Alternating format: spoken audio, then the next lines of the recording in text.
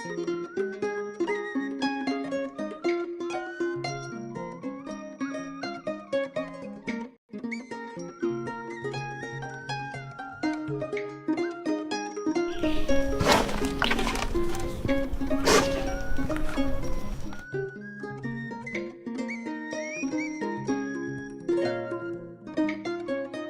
သူကြီးကြံစစ်တာ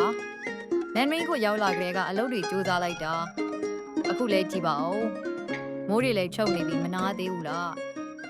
အယိုသေးပြုတ်ပါတယ်မင်းသမီးမနီစန္ဒာအခုလိုညကြီးအချိန်မတော်မှာတစုံတစ်ယောက်ကမြင်သွားခဲ့ရင်အထင်လွဲစရာကြီးဖြစ်နေပါမယ်ဆင်ញင်တော်မူပါမင်းသမီးမနီစန္ဒာဆင်ញင်တော်မူပါ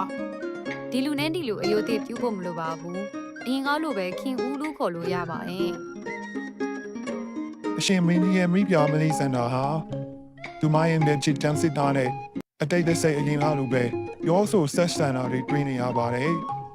အဖို့လေအဖို့ပြန်လေးဖြစ်နေပါတယ်တတိထားတော်မူပါမင်းကြီး